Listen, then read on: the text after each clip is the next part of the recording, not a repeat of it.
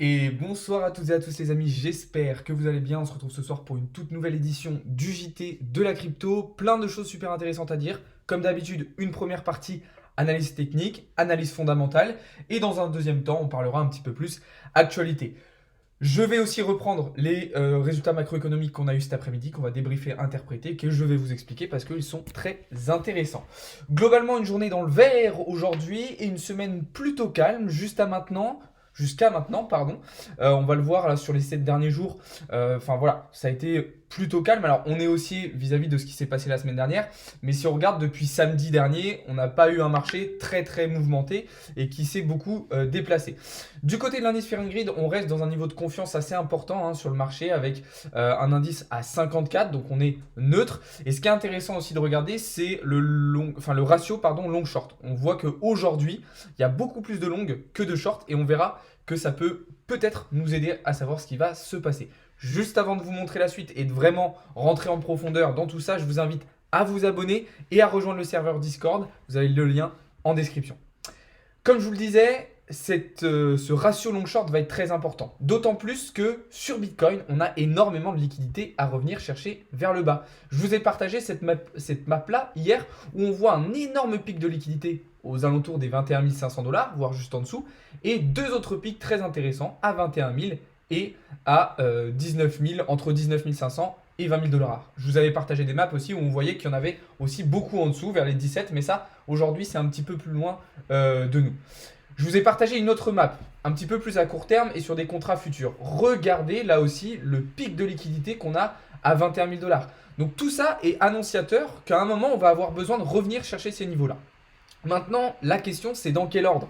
Est-ce qu'on va venir dès maintenant casser cette structure baissière pour revenir vers les 21 000 $ ou est-ce qu'on va aller d'abord chercher une prolongation haussière vers les 25 000 avant un retournement? J'avoue, il y a encore quelques jours, j'étais plutôt parti dans l'idée qu'on allait d'abord venir chercher 21 000, un retracement, avant de repartir vers les 25. Mais le marché ne semble pas décidé à retracer pour le moment et on semble faire une semaine un petit peu similaire à la semaine dernière où on est plutôt sur de la stabilisation les 2 tiers de la première semaine et ensuite une cassure de structure en deuxième partie pour venir chercher un nouveau plus haut. Donc là, on devrait plutôt privilégier le scénario qu'on a à droite, en haut, pour aller chercher les 25 puis retracer vers les 21. Si on prend une vue daily, je vais vous montrer ça tout de suite, ça prend un petit peu toute sa cohérence, c'est-à-dire qu'en fait ce qu'on viendrait faire, ça serait hop, venir chercher les 25, revenir faire un pullback et retester le haut du range en prenant de la liquidité en repassant en dessous, parce qu'on en a laissé beaucoup de la liquidité, comme je vous le disais. Donc en revenant en dessous pour piéger aussi un maximum de personnes qui se diront ah on réintègre, je rentre en short. Et ensuite un décollage vers les 30 000 $. 30 000 $ qui sera probablement le top pour ce début d'année 2023. Je ne pense pas qu'on sera capable d'aller plus loin. Et ça marquera probablement un point de retournement très intéressant qui nous permettra ensuite de revenir chercher non plus la liquidité qu'on avait laissée à 21 000 $, parce que celle-ci on l'aura récupérée, mais toute la liquidité qu'on aura à 20 000, 19 000 et même 17, 16 et 15 000 $, parce que là aussi il y en a énormément. Comme je vous l'ai répété, c'est très important qu'on revienne chercher toute cette liquidité-là avant de partir dans un nouveau marché haussier. Parce que sinon, on construirait le nouveau bull run sur des bases qui ne sont pas forcément extraordinaires, qui sont même un petit peu bancales. Donc ça, c'est très important. Alors, au-delà de ça, ce qu'il faut dire sur le marché, c'est qu'on est sur un marché quand même qui est très indécis. Ok, on l'a vu cette semaine, beaucoup d'indécision de la part du marché, de la part des acteurs aussi sur les marchés, ce qui fait et ce qui résulte de beaucoup de liquidation. C'est-à-dire que en fait, il y a beaucoup de personnes qui prennent position et après qui espèrent que le marché aille dans ce sens-là. Alors que dans des phases tendancielles comme on a ici, par exemple, c'est plutôt le marché qui pousse les gens à agir en fonction de lui. C'est pour ça qu'en ce moment, il y a beaucoup de liquidation et c'est pour ça qu'on a besoin de ce genre de moment pour venir récupérer la liquidité et prendre une nouvelle direction par la suite. Donc là, on voit que la montée a été très impulsive dans un premier temps et puis là, elle commence à s'assainir un petit peu, à se purifier pour avoir quelque chose de plus intéressant à moyen long terme. Donc ça, c'est une première chose qu'il fallait dire. Du côté d'Ethereum, on est à peu près sur la même chose dans un scénario similaire avec pareil, beaucoup de liquidités à revenir chercher vers le haut, mais aussi cette zone à venir combler en direction des 1700, juste en dessous les 1800 $, pour faire globalement. Sachant que voilà, si on voit un Bitcoin qui va à 25 et ensuite 30K, les targets, justement, c'est ça, puis les 2000 $ pour Ethereum. En fait, même un petit peu au-dessus des 2000 $ avec le précédent top qu'on avait eu, qu'on avait eu juste ici. Alors je sais pas pourquoi mon indicateur s'est enlevé. On va le remettre tout de suite. Voilà. Donc le précédent top que je vous disais qu'on avait fait au mois d'août dernier. Du côté des alts, il y a une question et il y a quelque chose qui revient depuis un petit moment. Est-ce qu'on va avoir une alt saison? Personnellement, je ne pense pas. Effectivement, il y a une baisse de la dominance du BTC et notamment, on observe quand même des flux et de l'argent qui se dirigent plutôt de BTC vers les alts plutôt que l'inverse. Mais moi, j'y crois pas forcément. Pourquoi? Parce que quand on le voit par exemple sur la chute qu'il y a eu sur BTC il y a 2 jours dans la nuit, et ben on voit que par exemple Ether et les alts ont beaucoup plus souffert de cette chute que Bitcoin. Bitcoin a plutôt bien résisté, Bitcoin s'est plutôt bien comporté et resté fort. Par contre, les alts ont eu beaucoup plus de difficultés. Alors c'est pas pour autant qu'il n'y a pas d'opportunité sur ceci, hein. Je pense par exemple à Matic qui vient de casser une nouvelle structure haussière et sur lequel je me suis positionné. On pourrait aussi par exemple parler d'APT qui performe extrêmement bien depuis plusieurs semaines. Donc il reste quand même un certain nombre d'opportunités sur les alts, ça vous en doutez bien, ça ne change pas. D'ailleurs, si vous voulez profiter de toutes ces opportunités-là, je vous invite à rejoindre le serveur Discord puisque c'est là-bas que tout se passe. Maintenant, on va passer un petit peu sur du fonda, sur de la macro, parce qu'il y a effectivement des éléments macroéconomiques à prendre en compte. On a eu l'exemple cet après-midi avec les résultats du PIB américain et les inscriptions hebdomadaires au chômage. Donc là, ça va être l'occasion pour nous de débriefer, d'interpréter et de comprendre un petit peu ces résultats-là. Alors, du côté du PIB américain, on a été sur 2,9%. Donc on a une croissance qui remonte. Enfin, non, pas qui remonte, qui continue de descendre un petit peu. On était à 3,2% le trimestre précédent, mais qui fait quand même mieux que les estimations. Donc un résultat qui n'est pas si terrible que ça. Même si on voit quand même qu'on a une croissance qui ralentit. Et l'autre résultat à surveiller, c'était les inscriptions hebdomadaires au chômage, où là encore, une nouvelle semaine d'affilée consécutive, on fait des bons résultats. On avait 192 000 inscrits au chômage la semaine dernière, on en fait 186 000 cette semaine, contre 205 000 attendus. Alors qu'est-ce que ça veut dire? Ça veut dire que temporairement, à court terme et même de manière très très légère, on écarte légèrement, pour le moment, l'option d'une récession ou d'une dépression.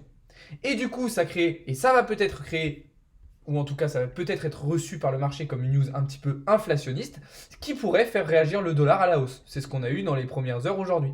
Même si là, voilà, depuis tout à l'heure, on est plutôt sur une phase corrective. Donc ça va être intéressant à suivre, sachant qu'on a aussi des indices boursiers comme S&P 500 et Nasdaq qui arrivent sur des niveaux de résistance très importants, je pense notamment à S&P 500, et qui pourraient donner le ton un petit peu sur la suite. Donc il y a plein de choses à prendre en compte, il y a plein de choses à maîtriser, et c'est pour ça qu'il faut garder les yeux attentifs un petit peu partout, parce que tous ces éléments-là combinés vont nous donner et vont nous montrer un petit peu la marche à suivre pour les prochaines semaines, pour les prochains mois, et même globalement pour toute l'année 2023. Alors attention, il ne faut pas crier trop vite victoire, il ne faut pas crier victoire trop vite, pardon, puisque mercredi prochain, je vous rappelle qu'on va avoir les décisions de la Fed sur les taux d'intérêt directeurs à 20h. Ça va être un résultat qui va être très très important à suivre. On sait que la Fed a la volonté de continuer à hausser les taux directeurs pour avoir un pic au-dessus des 5%, alors que les marchés avaient plutôt pour le moment pricé anticipé un pic à 4,96% environ. Donc ça pourrait poser là aussi un problème, mais ces décisions seront aussi très importantes.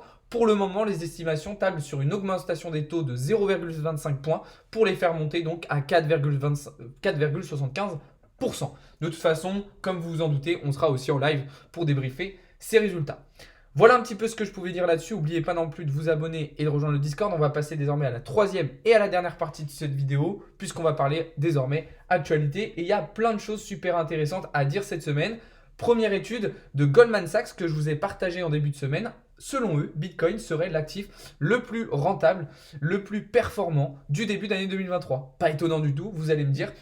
Mais du coup, c'est vrai que ça surpasse et ça dépasse même beaucoup d'autres actifs qui sont eux aussi très intéressants. Je pense au gold, à l'immobilier, au crédit, au Nasdaq, au S&P 500 ou encore aux matières premières. Donc ça, c'est déjà une première bonne nouvelle de la santé intrinsèque du Bitcoin et du marché crypto depuis le début de l'année. Deuxième news intéressante, cette fois-ci un petit peu moins positive sur Bitcoin, mais quand même intéressante. Il y a une étude qui est sortie, donc qui nous vient tout droit de crypto.com, qui nous montre qu'en fait, aujourd'hui, les investisseurs se tournent davantage vers Ethereum plutôt que vers Bitcoin. On observe clairement une perte de vitesse de Bitcoin face à Ethereum. Alors, c'est rajouté aussi au fait que voilà, la mise à jour The Merge d'Ethereum a attiré énormément d'entreprises, de gros investisseurs et d'institutionnels, notamment pour les solutions de stacking.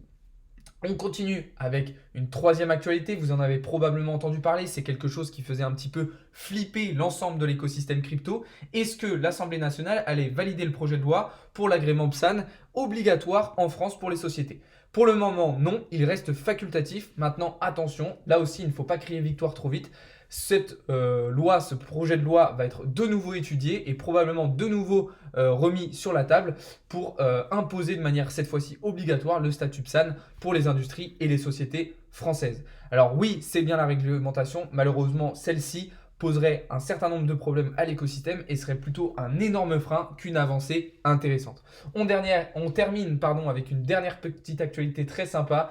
Et en effet, en France, on a aujourd'hui la première pharmacie qui accepte désormais les paiements en crypto-monnaie. C'est une pharmacie parisienne.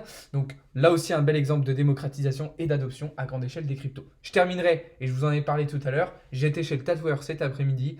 J'ai passé un certain temps à me faire tatouer, à discuter Bitcoin, blockchain et crypto-monnaie avec mon tatoueur qui n'y connaissait pas grand-chose. Mais on voit quand même que de plus en plus, c'est des sujets qui reviennent sur la table. Ce qui montre clairement une belle démocratisation, une belle adoption en cours par le grand public des crypto-monnaies. Et ça va prendre quand même encore un peu de temps.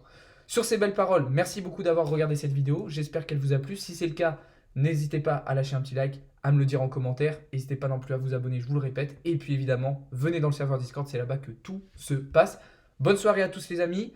Ce soir, live nocturne comme hier. Et sinon, on se retrouve dès demain matin sur les différents réseaux sociaux et dans le Discord. Salut à tous les amis, c'était Alex de Crypto Learning.